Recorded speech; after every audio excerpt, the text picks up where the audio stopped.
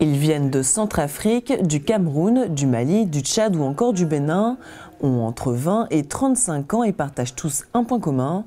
Ils défendent avec force et détermination leurs valeurs, leurs convictions dans un ou plusieurs projets associatifs. Ce mercredi 28 février, l'association Oser l'Afrique a organisé au siège de l'UNESCO à Paris une journée d'écoute et de dialogue des jeunes de la diaspora.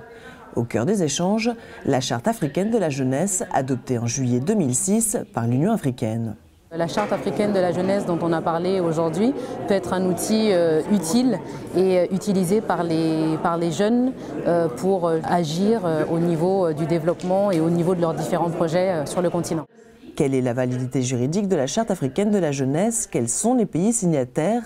Comment les jeunes peuvent-ils se l'approprier? Sont autant de questions qui ont été abordées pendant ces 3 heures d'échange qu'il était possible de suivre en direct sur Internet.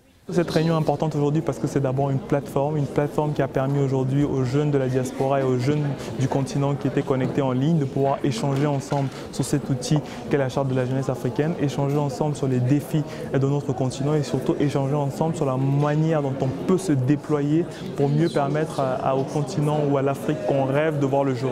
Cette journée d'échange et d'information, c'était aussi l'occasion de s'approprier un outil, la Charte africaine de la jeunesse, que certains participants connaissaient peu ou mal jusqu'à présent. Déjà, je ne connaissais pas la Charte de la jeunesse africaine, donc déjà la connaître et puis voir quelle portée elle pourrait avoir pour moi, mais aussi pour les gens qui sont dans mon asso et pouvoir en parler, enfin décider si je voulais en parler ou pas, surtout ça.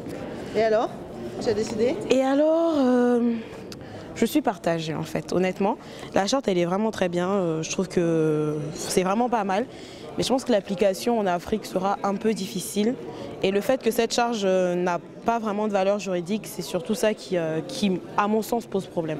J'espère que cette charte sera vulgarisée sur toute l'étendue du territoire africain, que les jeunes puissent s'en imprégner et qu'elle permette de faire pression sur nos dirigeants pour un éventuel éveil de la jeunesse. Qu'est-ce que tu en penses? Je pense que c'est un très beau projet que nos dirigeants ont au moins posé, mais maintenant il faut que ce projet prenne forme et puisse réellement se concrétiser sur le terrain. Puisqu'il n'est pas possible de citer l'ensemble des articles de la Charte africaine de la jeunesse, n'en citons qu'un. Article 1. Les États parties s'engagent à prendre les mesures nécessaires conformément au processus constitutionnel pour adopter les mesures législatives et les autres mesures requises pour appliquer les dispositions de la Charte.